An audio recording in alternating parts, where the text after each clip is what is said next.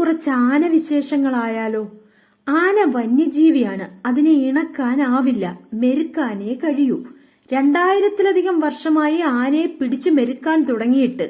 ഇതിനുശേഷം പിടിച്ചു വളർത്താൻ തുടങ്ങിയ താറാവുകൾ ഇപ്പോൾ പറക്കലും അടയിരിക്കലും വരെ മറന്ന് മനുഷ്യനെ ആശ്രയിച്ച് ജീവിക്കുകയാണ്. ഇണങ്ങൽ എന്നാൽ അങ്ങനെയാണ്.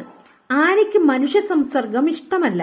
സാധാരണഗതിയിൽ ആനകൾ നിങ്ങളെപ്പോലെ പറ്റമായി ജീവിക്കുന്ന സാമൂഹ്യ ജീവികളാണ്. അതിന് ഏകാന്തവാസം സഹിക്കാനാവില്ല. ആനയെ ചതിക്കുഴി കുത്തി വീഴിച്ച് അനങ്ങാൻ പറ്റാത്ത കൂട്ടിലിട്ട് ദിവസങ്ങളോളം മർദ്ദിച്ചും പട്ടിണിക്കിട്ടും മുറിപ്പെടുത്തിയും പൊള്ളിച്ചും ശബ്ദവും തീയും കാട്ടി ഭയപ്പെടുത്തിയും അതിന്റെ ഇച്ഛാശക്തി ഇല്ലാതെയാക്കുന്ന പ്രക്രിയയാണ് മെരുക്കൽ. എന്നിട്ടും ആന വഴങ്ങുന്നില്ലെങ്കിൽ മെരുക്കുന്നവർ മരക്കറകൾ ഒഴിച്ച് അതിന്റെ കണ്ണിന്റെ കാഴ്ച കളയും. തെച്ചിക്കോട്ടുകാവ് രാമചന്ദ്രൻ എന്ന പ്രശസ്ത ആന ഒറ്റക്കണ്ണനായത് ഇങ്ങനെയാണ്. മെരുക്കലിലൂടെ ആന അടിമത്വം ശീലിക്കും എന്നല്ലാതെ നിങ്ങളെ സ്നേഹിക്കാൻ തുടങ്ങുമെന്ന് കരുതുന്നെങ്കിൽ തെറ്റാണ്. തണുപ്പും നനവുമുള്ള കാട്ടുമണ്ണിൽ ജീവിക്കുന്ന ജന്തുവാകിയാൽ ആനയ്ക്ക് കുളമ്പുകളില്ല. ഉറച്ചതും ചൂടുള്ളതുമായ റോഡിലും പറമ്പിലും നടക്കുമ്പോൾ ആനയ്ക്ക് കാല് പൊള്ളും. നാട്ടാനകളിൽ മിക്കതിന്റെയും കാൽ പൊള്ളിയും പഴുത്തുമിരിക്കുന്ന പാടുകളുള്ളവയാണ്. തണലിൽ ജീവിക്കുന്ന ജന്തുവാകിയാൽ ആനയ്ക്ക് വിയർപ്പ് ഗ്രന്ഥി കാൽനഖങ്ങൾക്ക് ചുറ്റുമേയുള്ളൂ. ചൂട് അകറ്റാനും പിന്നെ മാനസിക പ്രശ്നങ്ങൾ ഉണ്ടാക്കുമ്പോഴും ഒക്കെയാണ് ആന ചെവിയാട്ടുന്നത്. തുറന്നയിടത്തെ വെയിൽ ഏറെ നേരം താങ്ങാനുള്ള ശേഷി ആനയ്ക്കില്ല. ആന കാട്ടിൽ സഞ്ചരിച്ച് ഇലകൾ, തണ്ടുകൾ, മരത്തൊലികൾ, പാറയിലെ ഉപ്പുകൾ തുടങ്ങി 120ഓളം വൈവിധ്യമാർന്ന ഭക്ഷണം കഴിക്കുന്ന ജന്തുവാണ്. തെങ്ങോലയും പനമ്പട്ടയും അതിന്റെ ആമാശയത്തിനും കുടലിനും താങ്ങാവുന്നതിലപ്പുറം കടുത്ത നാരുകളുള്ള അസ്വാഭാവിക ഭക്ഷണമാണ്.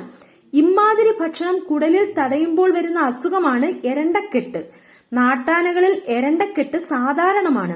എരണ്ടക്കെട്ട് വന്നാൽ ഭൂരിപക്ഷം ആനകളും പിടഞ്ഞ് നരകിച്ച് ദിവസങ്ങൾ കൊണ്ട് ദയനീയമായ മരണത്തിന് കീഴടങ്ങും. കാട്ടാന ഒരു ദിവസം 200 ലിറ്ററോളം വെള്ളം കുടിക്കും.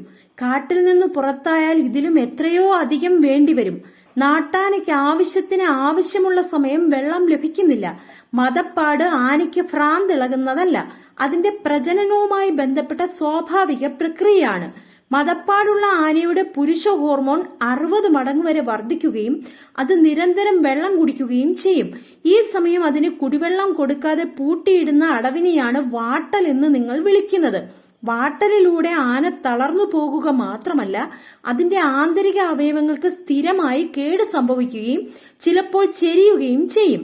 മദപ്പാട് അസുഖമാണെങ്കിൽ മനുഷ്യൻ വിവാഹം കഴിക്കുന്നതും മയിൽ നൃത്തം ചെയ്യുന്നതുമൊക്കെ അസുഖം തന്നെയാണ്. മിക്ക ആനകളുടെയും കാലിൽ കാണുന്ന വ്രണങ്ങൾ ചങ്ങല ഉരഞ്ഞു മാത്രം ഉണ്ടായതല്ല. പാപ്പാന്മാർ അവിടെ സ്ഥിരം മുറിവ് ഉണ്ടാക്കിയിടും. ഇതിന് ചട്ടവ്രണം എന്ന് പറയും. ചട്ടവ്രണമുണ്ടെങ്കിൽ ആന നിരന്തരം വേദന ഓർക്കുമെന്ന് മാത്രമല്ല, തോട്ടികൊണ്ട് അതിൽ കുത്തിയാൽ അസഹ്യമായ വേദന മൂലം ആന എന്തും അനുസരിക്കും. വന്യജീവി ആകയാൽ ആനയ്ക്ക് ശബ്ദവും പുകയും തീയും പേടിയാണ്. കൃഷിയിടങ്ങളിൽ ഇറങ്ങുന്ന ആനകളെ തീപ്പന്തം കാട്ടിയും പറകൊട്ടിയും പടക്കം പൊട്ടിച്ചുമാണ് ഭയപ്പെടുത്തി ഓടിക്കാറുള്ളത്.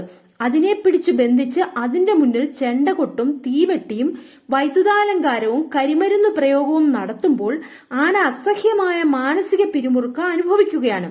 ചെവിയാട്ടുന്നത് അസ്വസ്ഥതയും ചൂടും മൂലമാണ്. ഇതൊന്നും ആസ്വദിക്കുന്നത് കൊണ്ടല്ല.